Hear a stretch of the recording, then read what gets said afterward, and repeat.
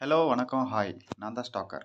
வீடியோக்குள்ள போறதுக்கு முன்னாடி நான் ஒரு விஷயம் என்ன சொல்ல போறேன்னா, தமிழ்நாட்டுல மேக்ஸிமம் மேக்ஸிமம் 90% மக்களுக்கு ஸ்டாக் மார்க்கெட்னா என்னன்னே தெரியல.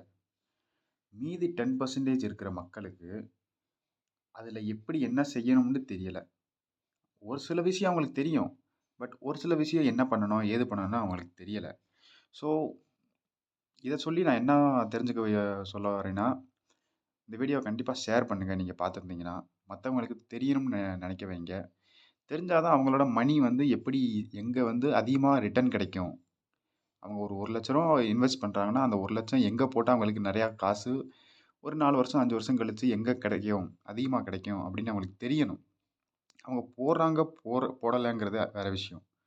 பட் இப்படி ஒரு ஆப்ஷன் இருக்கு அப்படிங்கிறது தெரிய வைக்கிறது தான் இந்த வீடியோவோட நோக்கம். ஸோ நீங்க இந்த வீடியோ பார்க்குறீங்கன்னா, கண்டிப்பா ஷேர் பண்ணுங்க. உங்க ஃபேமிலிக்கு ஷேர் பண்ணுங்க. உங்க ஃப்ரெண்ட்ஸுக்கு ஷேர் பண்ணுங்க. முக்கியமா நீங்க ஒரு ஸ்கூல் படிக்கிறவங்களா, இல்ல காலேஜ் படிக்கிறவங்களா இருந்தீங்கன்னா, உங்க பேரண்ட்ஸ்க்கு ஷேர் பண்ணுங்க. ஏன்னா, அவங்க தான் அவங்கட்ட அவங்க மணி இருக்கு. ஆனா, அவங்களால அந்த மணிய இன்கிரீஸ் பண்ண முடியல. அதான் அங்க பிரச்சனை. ஸோ, எங்க போட்டா அதிகமா ரிட்டர்ன் கிடைக்குமோ, அவங்களுக்கு தெரியணும் அப்படிங்கிறத நான் தெரியப்படுத்துறேன். இங்க போடுங்க. இங்க போட்டா தான் உங்களுக்கு அதிக ரிட்டர்ன் கிடைக்கும்னு சொல்லல. இப்படி ஒரு ஆப்ஷன் இருக்கு. இங்க போட்டா இப்படி கிடைக்கலாம். போடுறது, போடாதது உங்க இஷ்டம். ஸோ, வாங்க வீடியோக்குள்ள போலாம். இதில நான் இன்ட்ரோடக்ஷன் தான் சொல்ல வரேன். இன்ட்ரோடக்ஷன்னா பேசிக். ஸ்டாக் மார்க்கெட்லனா என்ன? ஸ்டாக் மார்க்கெட்ல என்ன நடக்கும்? அது எப்படி நடக்குது? அப்படிங்கிறது தான் இந்த வீடியோ. ஸோ வீடியோக்குள்ள போலாம் வாங்க. ஸோ ஃபர்ஸ்ட்டு வந்து என்எஸ்சி, பிஎஸ்சி. என்எஸ்சி, பிஎஸ்சி அப்படிங்கிறது பார்த்தீங்கன்னா, இதுதான் ஸ்டாக் மார்க்கெட்டேவும். என்எஸ்சிங்கிறது ஒரு எக்ஸ்சேஞ்சு, பிஎஸ்சிங்கிறது ஒரு எக்ஸ்சேஞ்சு. இது என்ன செய்யும்னா, இங்க தான் ஸ்டாக் வந்து லிஸ்ட் ஆயிருக்கும். ஃபர்ஸ்ட்டு ஸ்டாக்னா என்ன? ஸ்டாக் அப்படிங்கிறது என்னன்னு பார்த்தீங்கன்னா, ஒரு கம்பெனி இருக்கு. ஒரு கம்பெனி இருக்குன்னா, எக்ஸாம்பிளா நீங்க ரிலையன்ஸ் எடுத்துக்கோங்க. முகேஷ் அம்பானியோட கம்பெனி. ரிலையன்ஸ் கம்பெனி என்ன செய்யுது? அவங்க நெறைய பிசினஸ் பண்றாங்க. ஜியோ சிம்மு. மெயின் பிசினஸ் பார்த்தீங்கன்னா, அவங்க க்ரூட் ஆயில். க்ரூட் ஆயில வந்து அத நெறைய ப்ராடக்ட்டா ரிஃபைன் பண்றாங்க. அவங்களோட ஒரு பெரிய ஃபேக்டரியே இருக்கு. உலகத்திலேயே நம்பர் 1 அதாவது ஹையஸ்ட் புரொடக்ஷன்ல அது நம்பர் 1 ஃபேக்டரியா இருக்கு. க்ரூட் ஆயில வந்து அது நெறைய பார்ட்ஸா பிரிக்கும். க்ரூட் ஆயில்ல பெட்ரோல், டீசல் மட்டும் இல்ல. ஒரு 7, 8 வகையான ப்ராடக்ட்ஸ் கிடைக்கும் க்ரூட் ஆயில்ல. ஸோ அவங்க ரிஃபைன் பண்ணி 7, 8 ப்ராடக்ட்ஸ உருவாக்குறாங்க. அவங்க தான் அவங்களோட மெயின் பிசினஸே அதான். இப்ப தான் அவங்க இந்த சிம் கம்பெனி, அடுத்து ரீட்டெயில் பிசினஸு. ரீட்டெயில் பிசினஸ்னா இந்த ப்ராடக்ட்ஸு, அப்புறம் துணி இந்த மாரி விக்கிறது. இப்ப ரீசென்ட்டா கேம்பா கோலா. கேம்பா கோலால அவங்க இறங்கியிருக்காங்க. இது சக்சஸ் ஆகுமா ஆகாதான்னு அப்புறம் தான் தெரியும். பட் பெப்சி, கோகோ கோலாவுக்கு நல்ல காம்படிஷன் குடுக்குறாங்க. இதெல்லாம் அவங்க பிசினஸ். ஸோ இந்த ஸ்டாக் மார்க்கெட் அப்படிங்கிறதுனாலே ஒரு பிசினஸ் தான். இதில என்ன செய்றாங்கன்னா, அவங்கட்ட ஒரு 100% ஷேர் இருக்கும். 100% ஷேர் இருக்கும். அவங்க என்ன செய்வாங்கன்னா, ஸ்டாக் மார்க்கெட்ல கொண்டு வரணும்னா ஒரு ரூல்ஸ் இருக்கு. ஒரு ரூல்ஸ் என்னன்னா, உங்க ஷேர வந்து நீங்க 75% குறைக்கணும். 75% குறைக்கணும். அதான் அவங்க அத ஸ்டாக் மார்க்கெட்ல கொண்டு வரணும். அது ஒரு ரூல்ஸ். அப்ப மீதி 25% எங்க போகும்? மீதி 25% வந்து மக்கள்ட்ட போகும். அந்த மக்கள் யாரா வேணா இருக்கலாம். நம்மளா கூட இருக்கலாம். ஏன் நான் ஒருத்தனா கூட இருக்கலாம். ஆனா 25% என்னால மட்டும் வாங்க முடியாது. என்னால பார்த்தீங்கன்னா, 0.00001% தான் வாங்க முடியும். மீதி 1% எவ்வளோ ஷேர் இருக்குன்னு பார்த்துக்கோங்க. இப்போதைக்கு ரிலையன்ஸோட மார்க்கெட் கேபிட்டலைசேஷன் 19,00,000 கோடி.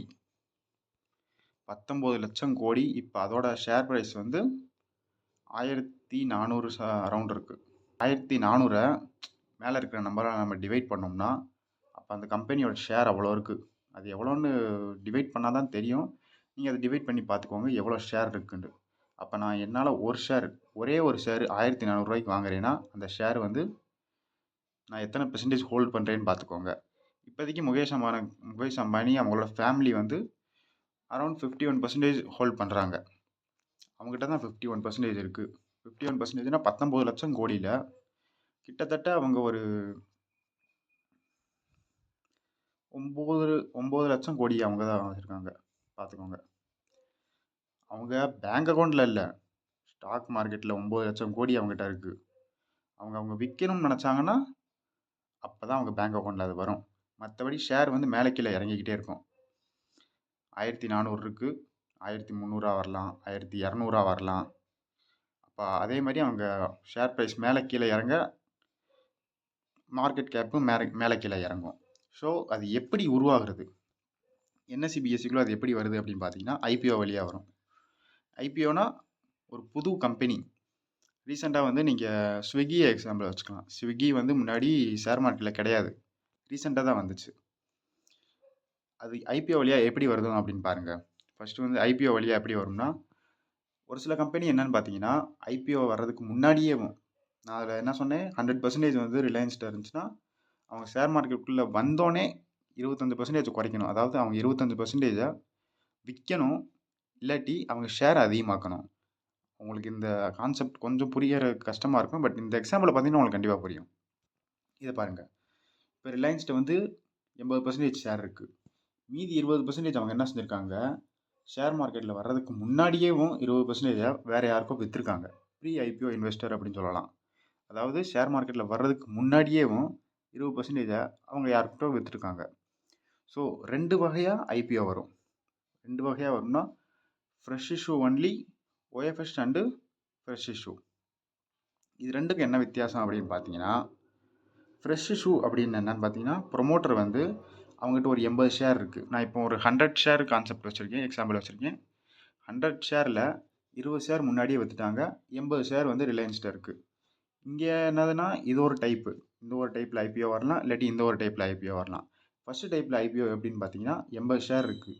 80 ஷேர் வந்து என்ன செய்கிறாங்கன்னா அது அப்படியே தான் இருக்குது. ஆனால் 20 ஷேரு ப்ரீ ஐபிஓ இன்வெஸ்டர், அவங்க முன்னாடி விற்றுருந்தவங்க, அதுவும் அப்படியே தான் இருக்குது. இப்போ இதில் என்ன நடந்திருக்குன்னா 25 ஷேர் எக்ஸ்ட்ரா ஆட் பண்ணியிருக்காங்க. 25 எக்ஸ்ட்ரா ஷேர் ஆட் பண்ணியிருக்காங்கன்னா பப்ளிக்கிட்ட ஷேர் மார்க்கெட்டுக்குள்ளே வந்தோடனே இதில் என்ன நடக்குதுன்னா, ஷேர் மார்க்கெட்டுக்குள்ளே வந்தீங்கன்னா நீங்கள் உங்கள் ஷேரை வந்து கொடுத்து நீங்கள் மணி வாங்குறீங்க. எதுக்கு வாங்குறீங்க? கம்பெனியை க்ரோ பண்ணுறதுக்கு. கம்பெனியை க்ரோ பண்ணுறதுக்கு நீங்கள் மணி வாங்குறீங்க. ஸோ ஷேர் மார்க்கெட் வந்து சிம்பிள் வைஸாக என்ன சொன்னோம்னா ஒரு ஃபண்டிங் ஸ்கூலுன்னு வச்சுக்கலாம்.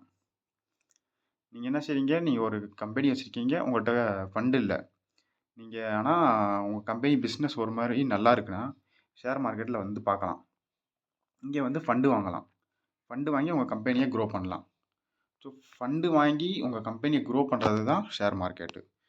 ஸோ இங்கே என்ன நடந்திருக்கு, இங்கே ப்ரொமோட்டர்னால் ரிலையன்ஸ் இண்டஸ்ட்ரீஸோட அவங்க தான் head.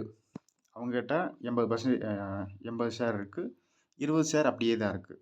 So 25 share extra add பண்ணியிருக்காங்க. எக்ஸ்ட்ரா ஆட் பண்ணி ஃபண்டு வாங்கியிருக்காங்க கம்பெனியை க்ரோ பண்ணுறதுக்கு. ஓகே, கம்பெனி க்ரோ பண்ணுறதுக்கு ஃபண்டு வாங்கியிருக்காங்க.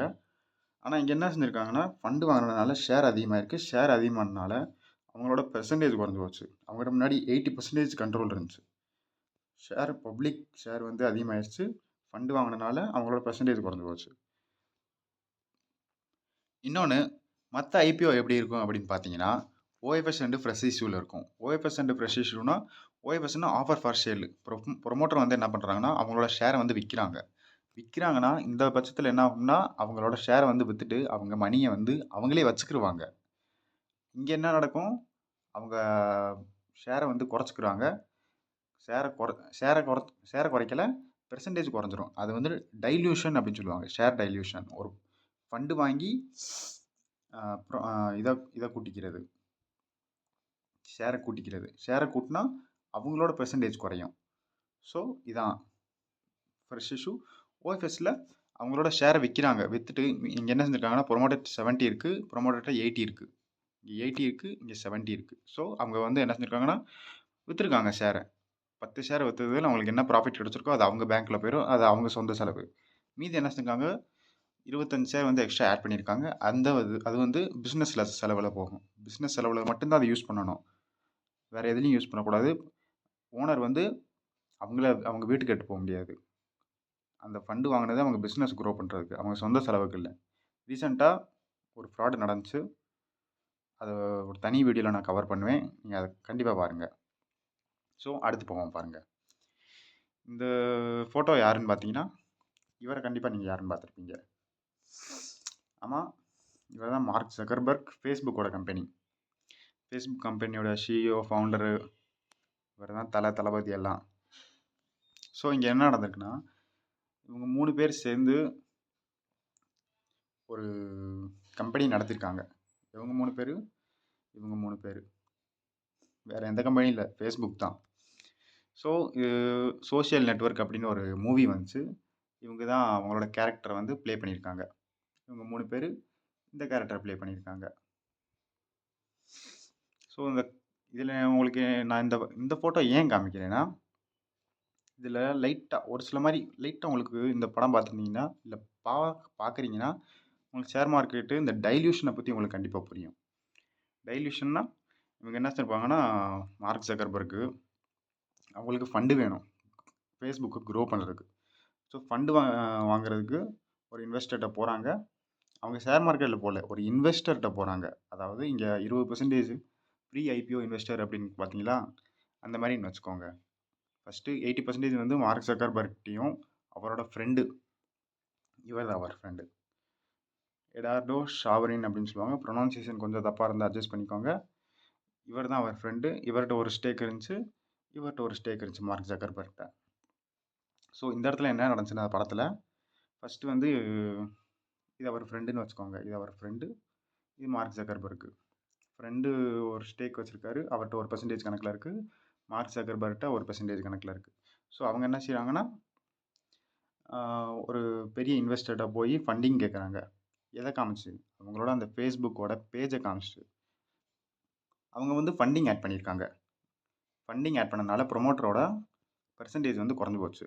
ஸோ இந்த படத்தில் என்ன நடக்கும்னா, மார்க் ஜக்கர்பர்க் அவரோடதை குறைக்க மாட்டார், இவரோடது மட்டும் குறைச்சிருவார். 16% அவரோட ஃப்ரெண்டுகிட்ட இருக்கா, 64% அப்படியே தான் இருக்கும். சாரி, 80% அப்படியே தான் இருக்கட்டும். மார்க் ஜக்கர்பர்க்கிட்ட 80% இங்கே இருக்கும். அவர் என்ன செய்வார், 16% மட்டும் அவரோட ஃப்ரெண்டோட ஷேரை வந்து டைல்யூட் பண்ணிடுவார். அப்போ 16%, அதாவது அவர் 20% இருந்துச்சு, 16% ஆயிரும். மீதி ஃபண்டு ஆட் பண்ணது வந்து இங்கே இருக்கும். அப்போ இதில் ப்ராஃபிட் என்னென்னா, மார்க் ஜக்கர்பர்க்கோட ஷேர் வந்து டைல்யூட் ஆகவே இல்லை. இந்த படத்தில் அதான் கான்செப்டே. டைல்யூஷன் தான் இந்த படத்தில் ஷேர் மார்க்கெட்டை கான்செப்ட். இது ஒரு எக்ஸாம்பிளாக நான் சொல்லியிருக்கேன். உங்களுக்கு தேவைன்னா பாருங்கள், நல்லாயிருக்கும் படம். ஆனால் லாஸ்ட்டில் மார்க் ஜக்கர்பர்க் அவரோட ஃப்ரெண்டுகிட்ட ஏமாற்றி டைல்யூட் பண்ணியிருப்பார் ஷேரை. ஸோ கடைசி அவர் ஃப்ரெண்டு அவர் மேலே கேஸ் போட்டு கடைசியாக வந்து எல்லாம் சால்வ் ஆயிரும். அப்புறம் அவரோட ஷேரு வந்து திரும்ப கிடச்சிரும். அப்புறம் மார்க் ஜக்கர்பர்க்கோட ஷேர் வந்து டைல்யூட் ஆயிரும். ஸோ நார்மலாக எல்லாம் கிளியர் ஆயிரும். ஸோ அடுத்து ஷேர் மார்க்கெட்டில் லிஸ்ட் ஆயிடுச்சு. நான் இப்போ சொன்னபடி அந்த 75, இன்னொன்று என்னென்னா 75% அப்புறம் 25% ஒன்று கான்செப்ட் சொன்னேன். இதில் 75% தான் இருக்கணும் அப்படின்னு இல்லை.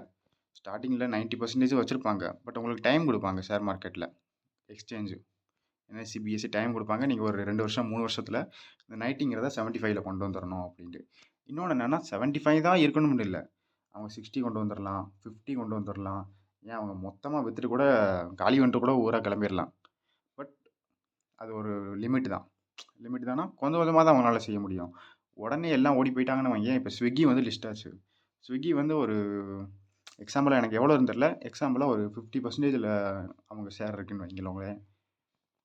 முன்னாடி ஒரு 70% இருந்துச்சு ஷேர் மார்க்கெட்டில் வர்றதுக்கு முன்னாடி. 30% வந்து அவங்க வேறு இடத்துலேருந்து ஃபண்டிங் வாங்கியிருக்காங்க. ஸோ 70-30 கணக்கில் இருந்துச்சு. அடுத்து ஷேர் மார்க்கெட்டுக்குள்ளே வந்தோடனே அந்த 70% ஓனருக்கு ஷேர் மார்க்கெட்டில் வந்தோடனே 50% ஆயிடுச்சு. 50% அவங்க கொஞ்சம் கொஞ்சமாக விற்கலாம், விற்று 0% கூட கொண்டு வரலாம். அது அவங்க இஷ்டம்தான். வாங்க அடுத்து போகலாம். ஸோ ஷேர் மார்க்கெட்டில் வந்துருச்சு. நீங்கள் உங்கள் கம்பெனியோட ஷேரை வாங்கலாம், விற்கலாம், மறுபடியும் வாங்கலாம், மறுபடியும் விற்கலாம். இதுதான் கான்செப்ட். அடுத்து ஷேர் மார்க்கெட் எப்படி க்ரோ ஆகுது, கம்பெனி எப்படி க்ரோ ஆகுது, அதுக்குள்ளே டீட்டெயிலாக போவோம். ஸோ இந்த ஸ்டெப்பில் பாருங்கள், இதில் ஒரு இன்ட்ரெஸ்டிங்கான விஷயம் என்ன உங்களுக்கு தெரியுமா? ரிலையன்ஸ் ஜியோ, அதாவது ஜியோ சிம்மு வந்து ஒரு 27 ஜூன் 2024 அவங்க சிம் ப்ரைஸை ஏற்றுனாங்க, ரீசார்ஜ் ப்ரைஸை. எவ்வளோ ஏற்றுனாங்க? 12 to 25% ஏற்றுனாங்க மொபைல் ஃபோன் ரீசார்ஜுக்கு. ப்ரீபெய்ட்லேயும் ஏற்றுனாங்க, போஸ்ட்பெய்ட்லேயும் ஏற்றுனாங்க. ஸோ இதில் என்ன நடந்துச்சுன்னா, அவங்களோட ரெவென்யூ கூட்டியிருக்காங்க. அவங்க ஒரு 1000 ரூபா சம்பாதிக்கிறாங்கன்னா சிம் கம்பெனியில் அவங்க அடுத்து 1100 சம்பாதிப்பாங்க. ஏன்னா அவங்க ப்ரைஸ் கூட்டினாங்கன்னா 100 அவங்களுக்கு ப்ராஃபிட் தான். ஆனால் அவங்க 1000 ரூபா சம்பாதிக்கிறதுல 800 செலவழிக்கிறாங்களே, ஸோ அவங்களுக்கு ப்ராஃபிட் 200 தான். பட் இங்கே 100 ஏற்றுனனால 300 ப்ராஃபிட்டாக மாறும். இங்கே இதான் நடந்துச்சு. ஸோ அடுத்த நாள் ரிலையன்ஸ் இண்டஸ்ட்ரீஸோட ஷேர் ப்ரைஸ் நல்லா ஏறுச்சு. அது எத்தனை பர்சன்டேஜ் கிட்ட ஏறிக்கிறோம்னா, ஒரு நாளைக்கு ஒரு கிட்டத்தட்ட எனக்கு தெரிஞ்சு 2 to 3% ஏறிச்சுன்னு நினைக்கிறேன். ஆமாம், 2 to 3% கிட்ட ஏறி இருக்கும். அந்த சிம்மோட ரீசார்ஜ் விலை ஏற்றுனனால மட்டும் அடுத்த நாள். ஸோ இதில் நான் என்ன சொல்ல வரேன்னா, அடுத்த நாள் ஏர்டெலோட ப்ரைஸும் ஏறிச்சு. பட் ஆனால் அவங்க நானும் ரீசார்ஜ் ப்ரைஸை ஏற்றுறேன் அப்படின்னு அவங்க சொல்லவே இல்லை. ஆனால் அப்போ இருந்தாலும் ஏர்டெலோட ப்ரைஸ் ஏறிச்சு. அது ஏன் தெரியுமா? ஏன்னா ஷேர் மார்க்கெட் வந்து எப்பயுமே ஃப்யூச்சரை நோக்கி தான் போகும். ஃப்யூச்சரை நோக்கி போகும்னா, எக்ஸாம்பிளாக இந்த பாருங்க, ரிலையன்ஸ் இண்டஸ்ட்ரீஸோட ப்ரைஸ் ஏறிச்சு. ஏன் ஏறிச்சு? ஏன்னா அவங்களோட இன்கம் ஏறும். இன்கம் ஏறும்னா நான் என்ன சொன்னேன்? 1000 ரூபா சம்பாதிக்கிறாங்கன்னா அது 1100 மாறும். ஆனால் 1100 உடனே மாறாது. அது அடுத்த குவார்ட்டரில் தான் தெரியும். அடுத்த குவார்ட்டர்னால் ஷேர் மார்க்கெட்டில் மொத்தம் 4 குவார்ட்டர் இருக்கும். Q1, Q2, Q3, Q4. இது ஒரு ஜனவரி, பிப்ரவரி, மார்ச் மாதம் நடக்கும். April, May, June Q2, July, August, September Q3, October, November, December வந்து Q4. இதில் என்ன நடக்கும்னா 3 மாதத்துக்கு ஒரு தடவை அவங்க வந்து ஃபைனான்ஷியல் ரிப்போர்ட் சப்மிட் பண்ணணும். எங்கே? NSE, BSEயில் அவங்க கண்டிப்பாக சொல்லணும். ஏன் சொல்லணும்னா, அவங்க இன்வெஸ்டருக்கு தெரியணும் அவங்க எவ்வளோ பிஸ்னஸ் பண்ணுறாங்க, என்ன இன்கம் பண்ணுறாங்க, எவ்வளோ செலவழிக்கிறாங்க, அவங்க ப்ராஃபிட் எவ்வளோ அப்படின்னு எல்லாத்துக்கும் தெரியணும். ஷேர் மார்க்கெட்டில் வந்தாலே அவங்க எல்லாத்தையும் ரிவீல் பண்ணணும். அதான் இங்கே மெயின். அவங்க ரிவீல் பண்ணலைன்னா அப்புறம் கம்பெனிக்கு தான் பிரச்சனை. கம்பெனியால் ஒன்றும் செய்ய முடியாது. அவங்க மேலே கேஸ் விழுகும், கம்பெனியே மூடுற அளவுக்கு போயிடும். ஆனால் அவங்க கண்டிப்பாக ரிவீல் பண்ணணும். இங்கே தான் அதான் பிரச்சனை. ஸோ இங்கே என்ன நடந்துச்சு? 1000 ரூபா சம்பாதிக்கிற இடத்துல 1100 சம்பாரிச்சாங்க. பட் அவங்க லேட்டாக தான் சம்பாதிப்பாங்க. அதாவது அந்த ரெவென்யூ நான் என்ன சொன்னேன்? ஜனவரி, பிப்ரவரி, மார்ச் வந்து எண்டிங்கில் அவங்க சொல்கிறாங்க, நான் 1100 அவங்க சம்பாதிக்கிறாங்க அடுத்த தடவை. ஆனால் அவங்க மார்ச் எண்டிங்கில் சொல்கிறாங்க, என்ன சொல்கிறாங்க? நான் ரீசார்ஜ் விலையை ஏற்றுறேன் அப்படின்னு. ஸோ ரீசார்ஜ் விலை ஏற்றுறாங்கன்னா அவங்க மார்ச்லேயே எல்லாம் சம்பாரிச்சிக்க மாட்றாங்களே. 1000 ரூபா வந்து ஜனவரி, பிப்ரவரி, மார்ச்சில் சம்பாதிக்கிறாங்க. ஏப்ரல், மே, ஜூனில் தான் 1100 சம்பாதிப்பாங்க. அப்போ 3 மாதம் கழித்து தான் அவங்களோட இன்கம் கூடும். 800 நம்ம எக்ஸ்பென்ஸ் மைனஸ் பண்ணோம்னா 300 ப்ராஃபிட் வரும். அது வந்து நம்மளுக்கு 3 மாதம் கழித்து தான் தெரியும் 300 ப்ராஃபிட் ஆகுது அப்படின்ட்டு. ஸோ 3 மாதம் கழித்து தான் நம்மளுக்கு ப்ராஃபிட் ஆகிறது தெரியுது. ஆனால் மார்ச் மாதத்துலேயும் ஷேர் ப்ரைஸ் அதிகமாகிடுது. ஏன்? இந்த 300 ப்ராஃபிட் ஆகும் அப்படின்னு தெரியும். அந்த 300 ப்ராஃபிட் ஆகிறது நம்மளுக்கு ஜூலையில் தான் தெரியும். பட் இங்கே வந்து நம்மளுக்கு எக்ஸ்பெக்டேஷன் வந்துடுது. ஆனால் அவங்க ரீசார்ஜ் விலையை கூட்டிட்டாங்க, ஸோ நம்மளுக்கு ப்ராஃபிட் கண்டிப்பாக வரும் அப்படிங்கிறது. அதனால் ஷேர் ப்ரைஸ் வந்து அடுத்த நாளே கூடிடும். ஸோ இதில் ஏர்டெல்லில் அவங்க அனௌன்ஸ் பண்ணலை நானும் ரீசார்ஜ் விலையை கூட்டுறேன் அப்படின்னு. அதுவும் ஏறிடுச்சு. ஏன் ஏறிச்சுன்னா, மக்களோட எக்ஸ்பெக்டேஷன். மக்கள் என்ன எக்ஸ்பெக்ட் பண்ணாங்கன்னா, ஜியோ ஏற்றிடுச்சு, அவங்க 1100 சம்பாதிக்க போகிறாங்க, ஏர்டெல்லும் கண்டிப்பாக ஏற்றும். ஏன்னா அவங்க மட்டும் 1000 ரூபா சம்பாதிக்க மாட்டாங்களே, அவங்களும் 1100 சம்பாதிக்கணும்னு பார்ப்பாங்க. காம்படிஷன் ஏறும். இவங்க 1100 இவங்களும் 1100 கொண்டு வருவாங்க. அது கொண்டு வருவாங்கன்னு எக்ஸ்பெக்டேஷன். ஸோ அவங்க ஏர்டெல்காரங்க கொண்டு வரலைன்னா என்ன நடந்திருக்கும்? கொண்டு வரலைன்னா அவங்க சொல்லியிருப்பாங்க, நான் ரீசார்ஜ் ஏத்தல. அவன் ஏத்துனா ஏத்திட்டு போறான். எனக்கு ஒண்ணும் பிரச்சனை இல்ல அப்படின்னு. ஸோ அடுத்த நாளே ஷேர் குறைஞ்சிரும். அதே லெவலுக்கு வந்துரும். இங்க எக்ஸ்பெக்டேஷன் பண்ணி இங்க கொண்டு போனாங்க ஷேர் பிரைஸ. அவங்க நான் ரீசார்ஜ் விலை ஏத்தல அப்படின்னு சொல்லிட்டாங்கன்னா, மறுபடியும் கீழ வந்துரும். ஆனா, ஏத்துறேன் அப்படின்னு சொன்னாங்கன்னா, இங்க இருந்துச்சா? ஷேர் பிரைஸ் இங்க போச்சா? ஏத்துறேன் அப்படின்னு சொன்னாங்கன்னா, இங்கே தான் இருக்கும். ஏன்னா, அந்த எக்ஸ்பெக்டேஷன் ஏற்கனவே ஷேர் பிரைஸ ஏத்திருச்சு. இன்னும் மேல கொண்டு போகாது. இங்கேயே தான் நிக்கும். ஏன்னா ஷேர் பிரைஸ் ஏறிருச்சு. அவ்வளோதான் முடிஞ்சுச்சு கதை. ஓகே? ஸோ, இந்த அளவுக்கு உங்களுக்கு புரிஞ்சிருக்கும். ஸோ, இப்போ உள்ள போலாம். ஸ்டாக் மார்க்கெட்னா என்ன? ஓகே? ஸ்டாக் மார்க்கெட்ல என்ன வேலை செய்யுது? அது எப்படி வேலை செய்யும்? ஸோ, சின்ன சின்ன விஷயம் பேசிக்கா டக்குன்னு முடிச்சுட்டு போவோம். First NSC, BSc. இது வந்து எக்ஸ்சேஞ்ச். இது என்ன பண்ணும்னா, கம்பெனியோட ஷேர் பிரைஸை டிசைட் பண்ணும். ஷேர் பிரைஸ் என்ன அப்படிங்கிறது டிசைட் பண்ணும். அப்புறம் செல்லர்ஸையும் பையர்ஸையும் மேட்ச் பண்ணும். மேட்ச் பண்ணோம்னா, செல்லர் ஒரு குவான்டிட்டி குடுக்குறாங்க. நான் வந்து ஒரு 1000 ஷேர விக்கிறேன் அப்படின்ட்டு என்எஸ்சிக்கு போகும். என்எஸ்சின்னா அங்க ஒரு ஆப்ஷன் இருக்கும். நான் என் ஷேர வந்து என்எஸ்சில வாங்குறேன், இல்லாட்டி பிஎஸ்சில வாங்குறேன் அப்படின்ட்டு. ஸோ, செல்லர் வந்து என்எஸ்சில ஒரு 1000 ஷேர விக்கணும்னு நெனைக்கிறான். பையர் வந்து ஒரு 1000 ஷேர வாங்கணும்னு நெனைக்கிறான்னா, இவங்க 2 பேத்தையும் அவங்க கான்டாக்ட் பண்ண வைப்பாங்க. கான்டாக்ட் பண்ணி அவங்க ட்ரேட் பண்ண வைக்கிறது தான் இந்த என்எஸ்சியும், பிஎஸ்சியோட வேலை. இது அவங்க ஷேர் பிரைஸ அப்புறம் முடிவு பண்றது. இது 2 தான் அவங்களோட வேலை. அடுத்து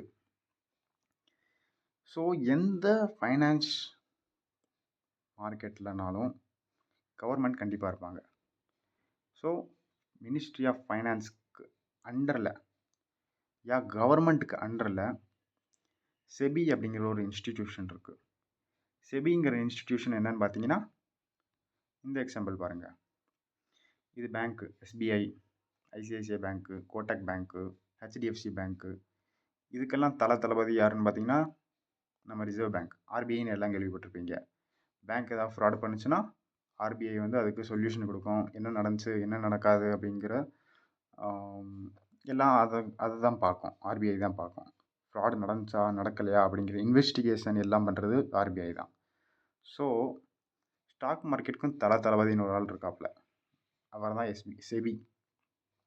இவர் தான் ஸ்டாக் மார்க்கெட்டில் ஏதாவது ஃப்ராடு நடக்குதா இல்லையா, ஃப்ராடு நடந்தால் என்ன பண்ணணும், ஏது பண்ணணும் அப்படிங்கிறது செபி தான் பார்த்துக்கும்.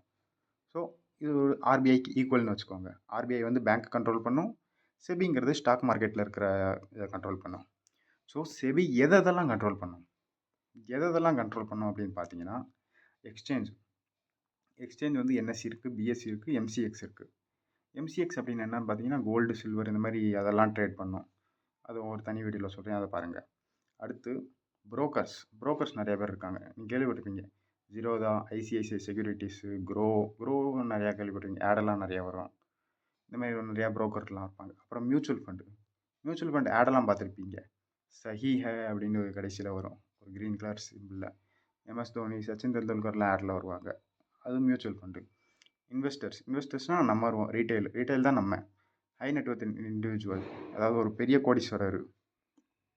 அடுத்து எஃப்ஐஐனா ஃபாரின் இன்ஸ்டிடியூஷனல் இன்வெஸ்டர், அப்படின்னு சொல்லலாம். டிஐஐ பார்த்தீங்கன்னா மோஸ்ட்லி மியூச்சுவல் ஃபண்டை தான் டிஐஐன்னு சொல்லுவாங்க. அவங்க தான் டொமஸ்டிக் இன்ஸ்டிடியூஷனல் இன்வெஸ்டர் அப்படின்னு சொல்லுவாங்க. அடுத்து ப்ரொமோட்டர்ஸ்னால் கம்பெனியோட ஓனர்ஸ். ரிலையன்ஸ் இண்டஸ்ட்ரிக்கு முகேஷ் அம்பானி, அவர் தான் ஓனர். ஸோ அவர் தான் ப்ரொமோட்டர். இவங்க எல்லாத்தையும் கண்ட்ரோல் பண்ணுறது தான் செபி. கண்ட்ரோல் பண்ணணும்னா நீ இப்படி செய்யணும் அப்படி செய்யணும்னு சொல்கிறது இல்லை. அவங்க எதாவது ஃப்ராட் பண்ணுறாங்களா இல்லையான்னு பார்க்குறது தான் செபியோட வேலை. இதுதான் செபியோட வேலை. அடுத்து பெனிஃபிட்ஸ் என்னன்னு பார்த்தீங்கன்னா, ஸ்டாக் மார்க்கெட்டில் வர்றதுக்கு பெனிஃபிட்ஸ் என்னன்னு பார்த்தீங்கன்னா, அதான் உங்களுக்கு ரிட்டர்ன் பல மடங்கு கிடைக்கும். பேங்க்கில் மேக்ஸிமம் உங்களால் வருஷத்துக்கேவும் 7% மேலே உங்களால் தாண்டவே முடியாது. என்ன செஞ்சாலும் உங்களால் தாண்ட முடியாது. ஆனால் ஸ்டாக் மார்க்கெட்டில் உங்கள் அமௌண்ட்டை ஒரு வருஷத்தில், ஏன் ஒரு மாதத்துலேயும் 2 மடங்கு ஆக்கலாம். ஆனால் அந்த பேங்க்கால் முடியாது. எப்படி ஆக்கலாம்னா, கம்பெனியில் இன்வெஸ்ட் பண்ணி. கம்பெனியில் எப்படி இன்வெஸ்ட் பண்ணணும்னா, ஷேர் வாங்கணும். ஷேர் வாங்கினா கம்பெனியில் இன்வெஸ்ட் பண்ண மாதிரி. ஸோ நீங்கள் என்ன செஞ்சுருக்கீங்கன்னா இங்கே கம்பெனியை ஓன் பண்ணியிருக்கீங்க. கம்பெனியை ஓன் பண்ணது தான் ஓனர்ஷிப். நீங்களும் ஒரு கம்பெனியோட ஓனர் தான். ஒரு ஷேராக இருந்தும் பரவாயில்ல, நீங்கள் அந்த கம்பெனியோட ஓனர் தான். So high returns that is equal to stock market. How to safe invest? Safe invest எப்படின்னு பார்த்தீங்கன்னா இண்டெக்ஸில் இன்வெஸ்ட் பண்ணலாம். இண்டெக்ஸ் என்னென்னு பார்த்தீங்கன்னா, நான் முன்னாடி நிறைய வீடியோ போட்டிருப்பேன். இந்த large gap, mid gap, small gap, இதெல்லாம் என்ன செய்யணும்னா, லார்ஜ் கேப் என்னென்னு பார்த்தீங்கன்னா சேஃப் கம்பெனிலாம் லிஸ்ட் பண்ணியிருக்கோம். அதான் நீங்கள் ஈஸியாக பார்த்துக்கலாம். லார்ஜ் கேப் கம்பெனிலாம் இருக்கிறதுலே சேஃபான கம்பெனிஸ். அதில் இன்வெஸ்ட் பண்ணால் நம்மளோட மணி வந்து லாஸ் ஆகாது அப்படிங்கிறது. மிட் கேப் பார்த்தீங்கன்னா ஓரளவுக்கு சேஃபு. ஸ்மால் கேப் பார்த்தீங்கன்னா கொஞ்சம் நிறையாவே சேஃப் இல்லைன்னு சொல்லலாம். Large cap, mid cap, small cap இண்டெக்ஸில் போட்டிங்கன்னா அவங்களே என்ன செய்வாங்கன்னா, என்எஸ்சி பிஎஸ்சியோட வேலை என்னென்னா அவங்க இண்டெக்ஸ் க்ரியேட் பண்ணுவாங்க. ஸோ லார்ஜ் கேப்பில் இந்த கம்பெனி இருக்கணும், மிட் கேப்பில் இந்த கம்பெனி இருக்கணும், ஸ்மால் கேப்பில் இந்த கம்பெனி இருக்கணும், அவங்க தான் டிசைட் பண்ணுவாங்க. ஸோ நீங்கள் வந்து இண்டெக்ஸில் உங்கள் அமௌண்ட்டை போட்டிருக்கீங்க. ஸோ ஒரு கம்பெனி பெர்ஃபார்ம் நல்லா பண்ணலை, ஸோ அந்த கம்பெனி அவங்க தூக்கிடுவாங்க. எங்கேருந்து? இண்டெக்ஸ்லேருந்து தூக்கிடுவாங்க. அதுக்கு பதிலாக ஒரு நல்ல கம்பெனி அவங்க உள்ளே கொண்டு வருவாங்க. ஸோ அந்த கம்பெனியே நாசமாக போனாலும் உங்கள் அமௌண்ட் வந்து ஜீரோ ஆகாது. கண்டிப்பாக ஜீரோ ஆகாது. ஜீரோ ஆகவே ஆகாது. இதாங்க நல்ல விஷயம். ஸோ நம்ம எப்போ இன்வெஸ்ட் பண்ணலாம், எந்த கம்பெனியில் இன்வெஸ்ட் பண்ணலாம், இதெல்லாம் டீட்டெயிலாக ஒரு வீடியோ கண்டிப்பாக வரும். ஸோ அவ்வளோதான். வீடியோ கண்டிப்பாக ஷேர் பண்ணுங்கள், ஃபேமிலிக்கு ஷேர் பண்ணுங்கள், ஃப்ரெண்ட்ஸ்க்கு ஷேர் பண்ணுங்கள். ஸ்டாக் மார்க்கெட்னா என்னென்னு புரியாதவங்களுக்கு ஷேர் பண்ணுங்கள். இந்த வீடியோ கண்டிப்பாக புரியும். புரியலைன்னா டவுட் கேளுங்க. மற்றபடி நான் தான் ஸ்டாக்கர். அடுத்த வீடியோவில் பார்ப்போம். Good bye.